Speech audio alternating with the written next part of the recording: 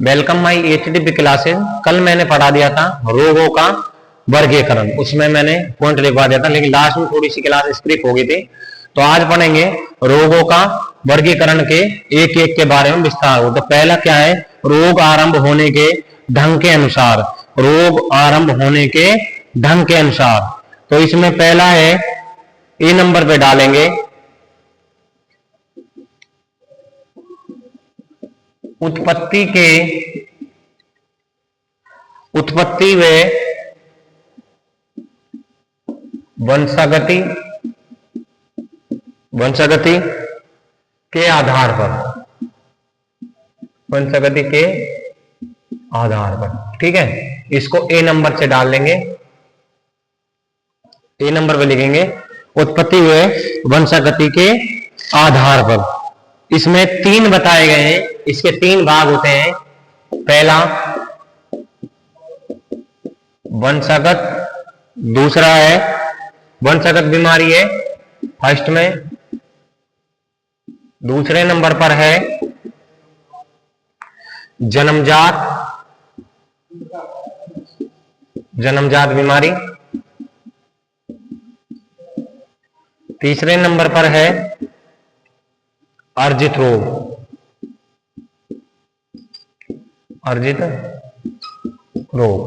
ठीक है। सुन लो, वंशागत बीमारी है जो एक पीढ़ी से दूसरे पीढ़ी में चली आ रही है, उस बीमारी को वंशागत बीमारी कहते हैं। जन्मजात भ्रूण की स्थिति में ही बीमारी पैदा हो जाती है, उसे जन्मजात बीमारी कहते हैं। और अर्जित बीमारी कहते हैं, थर्ड नंबर की बीमारी है वो है अर्जित बीमारी। इसमें जन्म लेने के बाद में जो रोग होता है, जैसे टीबी, कैंसर, एसेट्रा, ये रोग क्या है, अर्जित रोग। यानी कि आपने जन्म ले लिया, आप जन्म के समय भी स्वस्थ थे और आपके पीढ़ी दर पीढ़ी भी कोई बीमारी नहीं, लेकिन जन्म लेने के बाद में जो बीमारी हुई है उनको क्या बोलते हैं, अर्जित रोग। अब इन तीनों में लिखो, वंशागत बीमारी में डालो वे बीमारियां जो अपने माता पिता से संतान में, वे बीमारियां जो अपने माता पिता से संतान में आ रही हैं उन्हें वंशागत कहते हैं। माता पिता से संतान में जो बीमारी आती है उसे वंशागत बीमारी कहते हैं। एग्जाम्पल इसका एपिलेसिस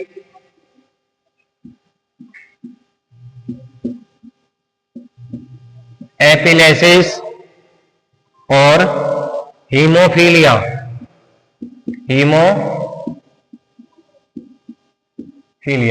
बुक में देखो यही है क्या, एपिलेसिस, सॉरी गलत लिख दिया, एपिलेसिस,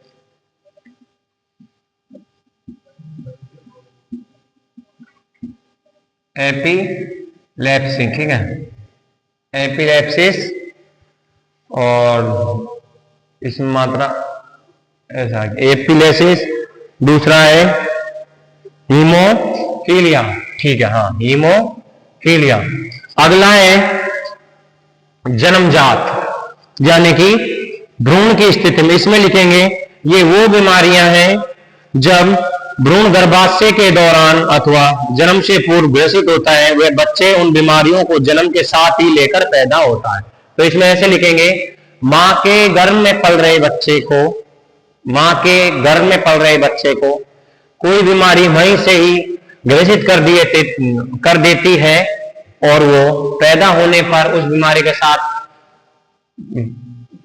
में लेकर आता है, उस बीमारी को जन्मजात बीमारी कहते हैं। इसमें एग्जाम्पल देखेंगे, एड्स,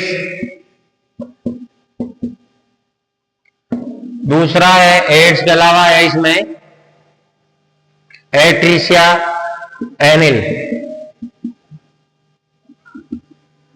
ये बीमारियां हैं, इनको विस्तार पूर्वक आगे पढ़ेंगे, ठीक है। अब तीसरे नंबर पर है अपना अर्जित रोग।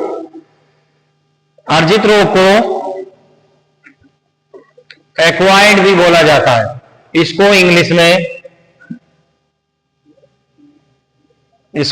में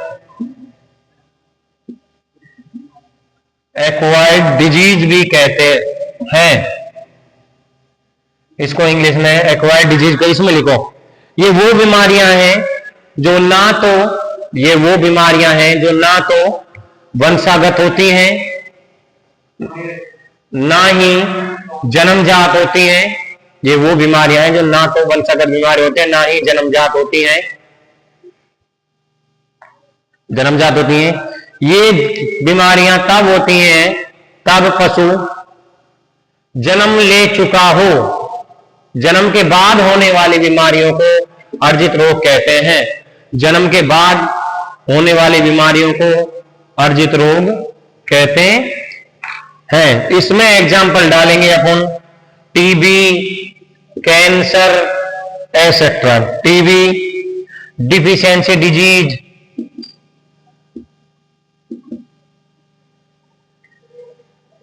डिफिशियंसी डिजीज, ठीक है।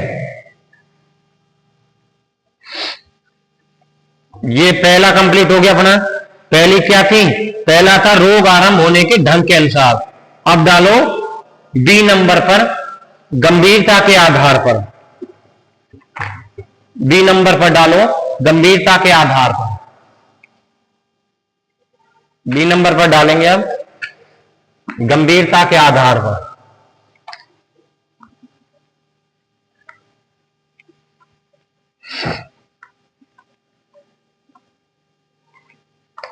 अब डालेंगे बी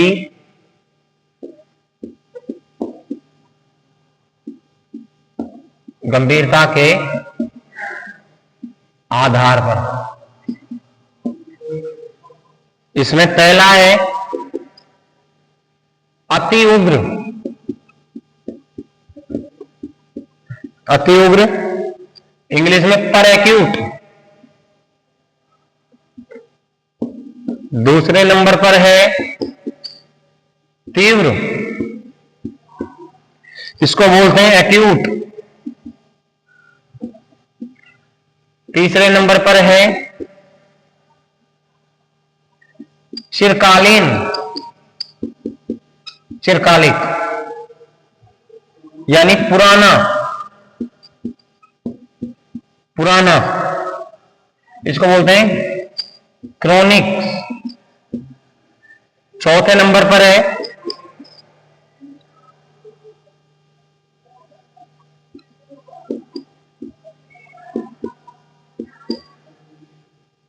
अगोतीक्षण यानी सब एक्यूट।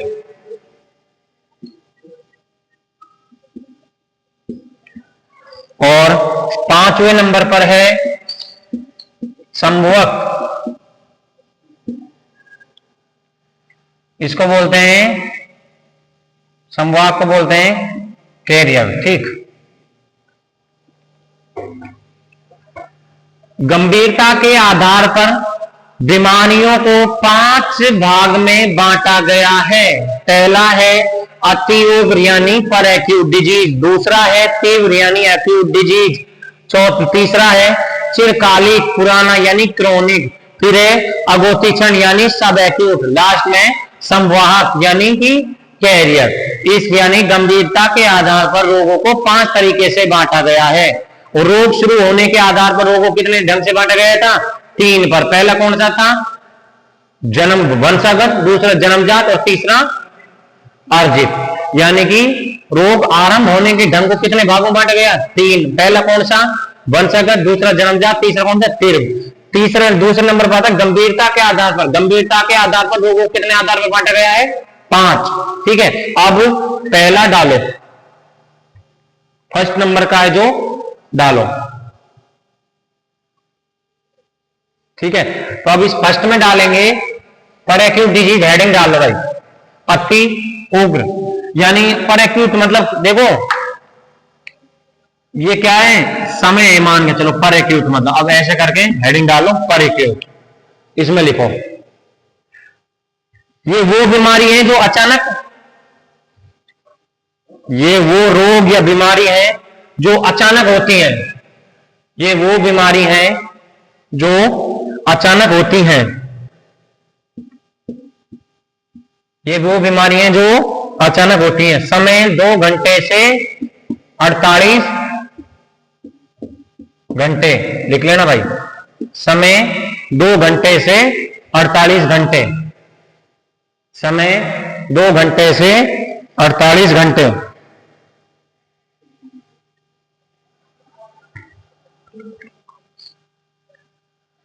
इसमें लिख लेना पशु इसमें कम समय में ही मर जाता है।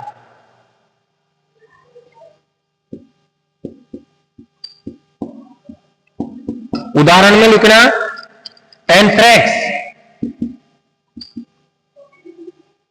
Anthrax, RP etcetera. ये बीमारियां आगे चैप्टर में विस्तार पूर्वक आएंगे जब तुमको हम बताएंगे, लेकिन अब कितना याद रखना है, ये बीमारी अति उग्र यानी परएक्यूट 2 से 48 घंटे में ये बीमारी होती है और इसमें पशु तुरंत मर जाता है, ना ही चिकित्सा का भी टाइम नहीं मिलता है। ये चीज क्या रखना, याद रखना। ऐसी बीमारी जो 2 से 48 घंटे के बीच हो रही है, यानी कि क्या है, बहुत ही कम समय में हो रही है, कम समय में ना चिकित्सा का टाइम मिलता है, पशु की मृत्यु निश्चित है। तो उन बीमारियों कौन सा, एंथ्रेक्स, आरपी एसेट्रा। ठीक है, तुम समय याद रखना। परएक्यूट में क्या, 2 से 48 घंटे में जो रोग हो रहा है उसको बोलते हैं परएक्यूट। अगला डालो, दूसरे नंबर पे क्या लिखवाया था, दूसरे नंबर पर डलवाया था तीक्ष्ण यानी एक्यूट। इसमें लिखो, इसमें डालो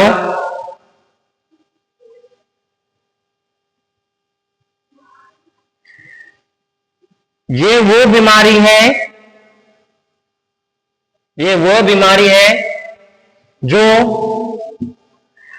अचानक या अचानक होती है, अचानक या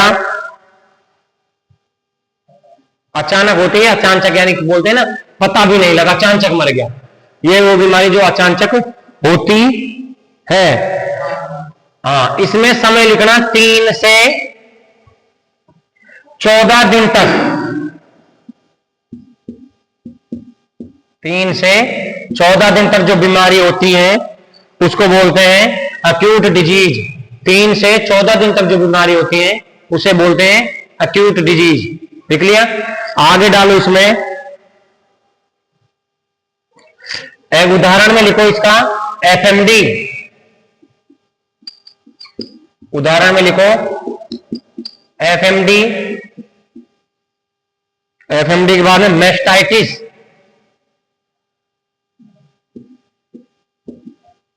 मेस्टाइटिस, मेस्टाइटिस को हिंदी में बोलते हैं थनैला।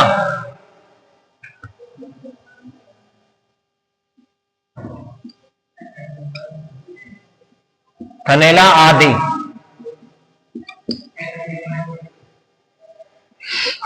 3 से 14 दिन तक की बीमारी होती है। नहीं, इसमें जो बीमारी 3 से 14 दिन तक चल रही है, अब देखो मृत्यु हो भी सकती है, नहीं भी हो सकती। हाँ, तो ये जो बीमारी 3 से 14 दिन तक चल रही है उस बीमारी को किस में रखा गया है, उसको रखा गया है एक्यूट में। ये बीमारी बाद में बताएंगे किस बीमारी मृत्यु होती है, किस में बीमारी में मृत्यु नहीं होती।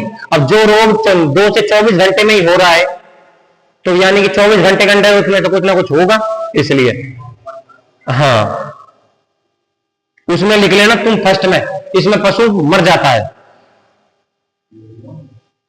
लिख लिया ना।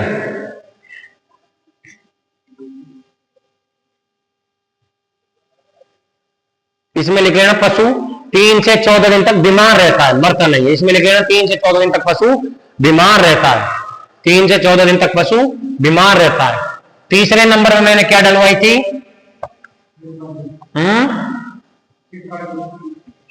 तीसरे नंबर में मैंने लिखवाई थी चिरकालीन स्थिति, यानी चिरकालीन,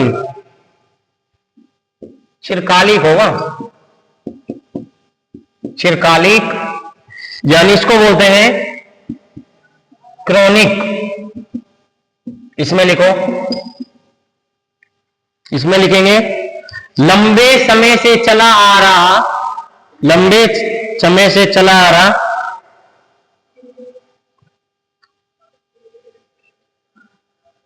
लंबे समय से चला आ रहा जीर्ण व पुराने, जीर्ण व पुराने समय, पुराने रोग, पुराने रोग की स्थिति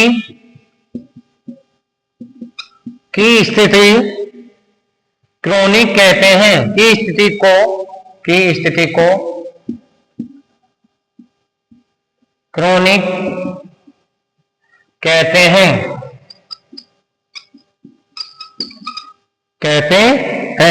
उदाहरण में लिख लेना,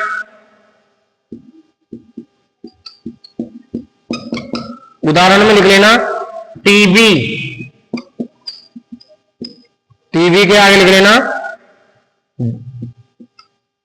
Jones disease.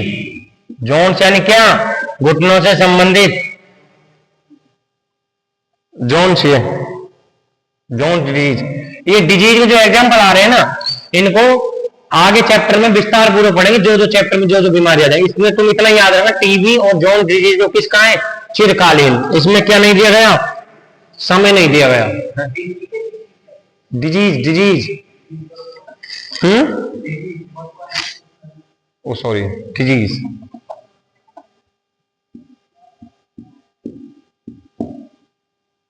Disease, very good. अब डालेंगे न, सही बात है, बताना चाहिए, अच्छी बात है। तीसरा नंबर हो गया। चौथे नंबर पे कौन सी डलवाई थी? चौथे नंबर पर चौथे नंबर पर लिखो अगो तीक्षण। इसको बोलते हैं इंग्लिश में सब एक्यूट।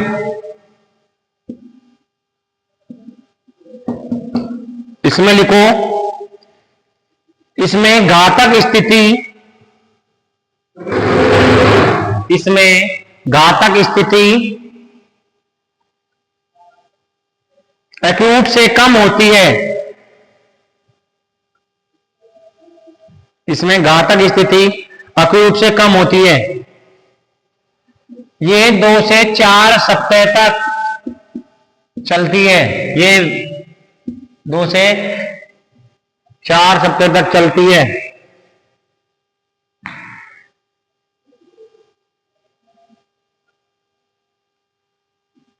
इसमें लिखो, एक उदाहरण में, उदाहरण डालो। उदाहरण में लिखो सब एक्यूट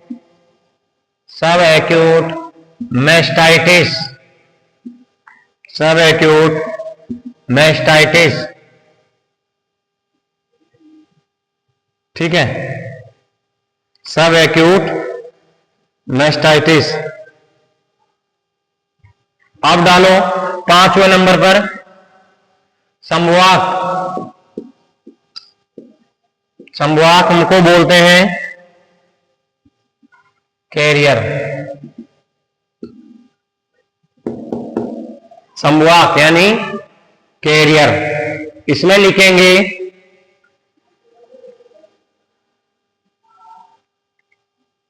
ये एक सूक्ष्म जीवाणु है पशु के शरीर का। यह एक सूक्ष्म जीवाणु है पशु शरीर का।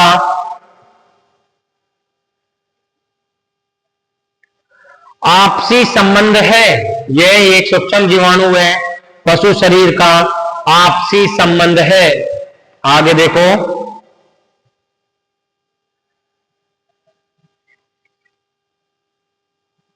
आपसी संबंध है जिसमें रोग के कीटाणु पशु, जिसमें रोग के कीटाणु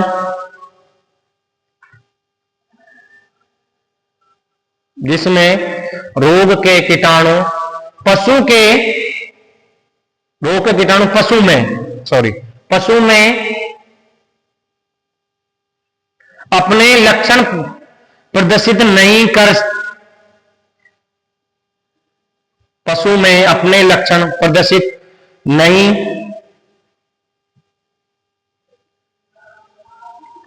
करते हैं, अपने लक्षण प्रदर्शित नहीं करते हैं, लेकिन जीवित अवस्था में रहते हैं, लेकिन जीवित अवस्था में रहते हैं, लेकिन जीवित अवस्था में रहते हैं, लेकिन जीवित अवस्था में रहते हैं। ये जीवित अवस्था में रहते हैं। आगे लिखो, जो ही वे स्वस्थ पशु के संपर्क में आता है, जो ही वे स्वस्थ पशु के संपर्क में आता है, जो ही वो स्वस्थ पशु के संपर्क में आता है, रोग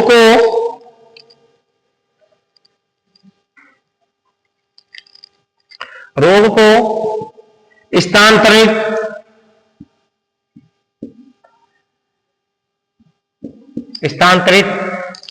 कर देते हैं।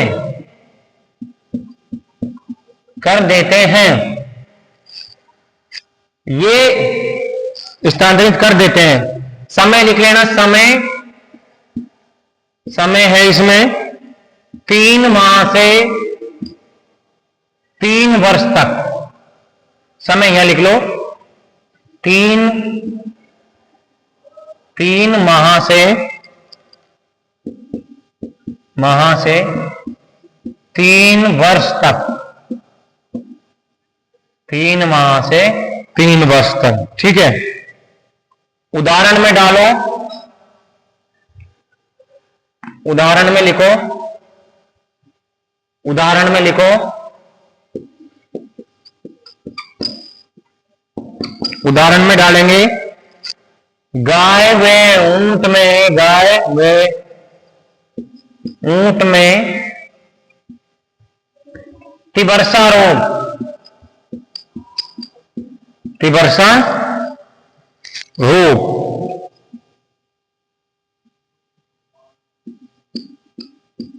इसको क्या बोला जाता है? इसको सर्रा भी बोला जाता है। हाँ, इंग्लिश में लिख लेना, SURRA, सर्रा रोग इंग्लिश में बोलते हैं इसको। क्या? सर्रा रोग। तिबरसा को इंग्लिश में बोलते हैं सर्रा रोग। ठीक है, तो आज अपने 2 कंप्लीट हो गए। एक तो क्या था? एक तो था रोग शुरुआत होने की स्थिति, रोग प्रारंभ होने की स्थिति। अब फिर अपने पढ़ा है रोग गंभीरता के आधार पर। रोग गंभीरता के आधार पर कितने भागों बांटे गए थे? 5।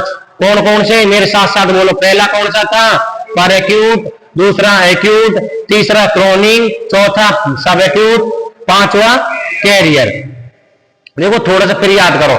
सब एक्यूट, ये जो पर एक्यूट था इसकी क्या थी? 2 से 48 घंटे में जो रोग हो रहा है वो क्या है? पर एक्यूट। फिर तीक्ष्ण यानी एक्यूट 3 से 4 दिन। सब एक क्रोनिक, क्रोनिक पुराना रोग है, यानी पुराना रोग जो चला आ रहा है। ठीक, और सब एक्यूट है 2 से 4 सप्ताह। और लास्ट में कैरियर है 3 माह से 3 साल, यानी ऐसा रोग जो लंबे समय से चल रहा है उसको बोलते हैं कैरियर, यानी कौन सा? संवाहक। ठीक है, अब डालेंगे तीसरे नंबर पर डालेंगे रोग की प्रबलता के आधार पर। रोग की प्रबलता के आधार पर सी नंबर लिख लो। ये तो क्या था? बी, अब ऐसे सी डाल लो। सी,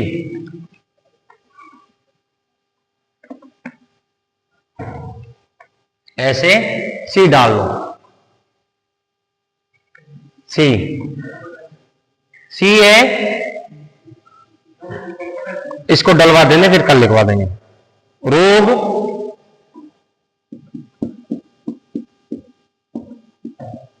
रोग है प्रबलता के आधार पर। रोग प्रबलता के आधार पर। इसमें पॉइंट लिख लो। पहला है पेस्ट, इसमें छुटपुट छुटपुट छितराया हुआ, छुटपुट छितराया हुआ।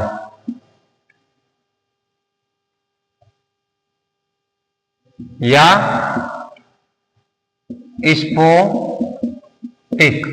स्पोरोटिक, ठीक है, रोग। इंग्लिश में लिख लो इसे, स्पोरोटिक।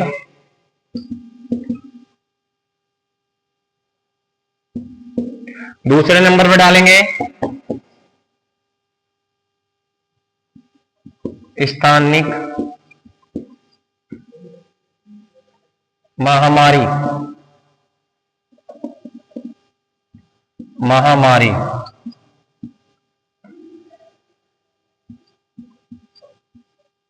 एजुटिक,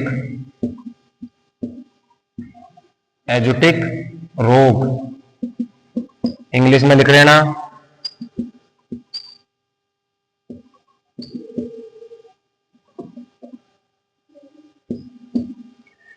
तीसरे नंबर पर है पशु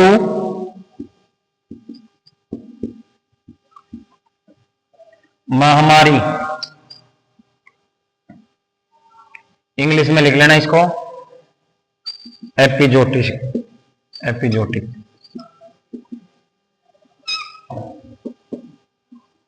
ठीक है, ये अलग है, ठीक है, कभी इसी में मिला देता हूं। चौथे नंबर पर डालो विशेष, विशेष क्षेत्रीय, क्षेत्रीय एंडेमिक, एंडेमिक। इंग्लिश में लिख लेना एंडेमिक, ठीक, एंडेमिक। लास्ट का बच रहा है पांचवा, इनको लिख लो फिर वे लिखवा देंगे।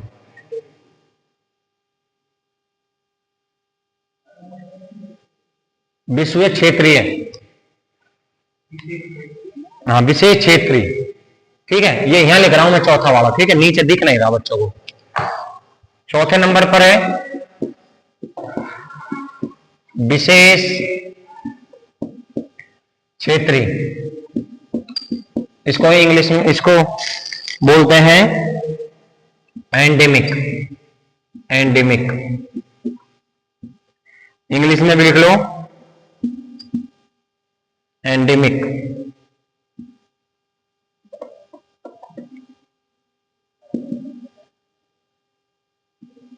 ठीक है, पांचवें नंबर पर है लास्ट वृद्ध क्षेत्रीय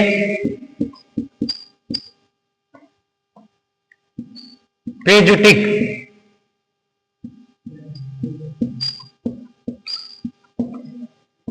पेजुटिक। इंग्लिश में लिख लो पेन लिख, ठीक है।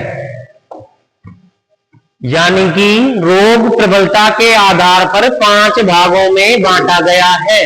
रोग प्रबलता के आधार पर 5 भागों में बांटा गया है। कल प्रत्येक के बारे में विस्तार से पढ़ेंगे। अब तक दो कौन कौन से पढ़ लिए थे? पहला पढ़ लिया था रोग जन्म, मतलब रोग आरंभ होने की स्थिति में। दूसरा रोग गंभीरता की स्थिति में। और आज क्या पढ़ेंगे? रोग प्रबलता के आधार पर। अब आज ये लिख लो, कल इनको दोबारा से एक एक के बारे में विस्तार पूर्वक पढ़ेंगे। यहां तक क्लास में किसी को कोई दिक्कत आई हो तो कमेंट बॉक्स में कमेंट करके बता सकता है। एचडीपी क्लासेज में अपना प्यार बनाए रखिए और लाइक सब्सक्राइब करिए। और यहां तक भी मेडिसिन में इस चैप्टर में जो दिक्कत आ रही है आप कमेंट बॉक्स में कमेंट करके बता सकते हैं। हम कोशिश करेंगे आपकी प्रॉब्लम सॉल्व करने की। ऐसे ही क्लास को देखते रहिए। धन्यवाद।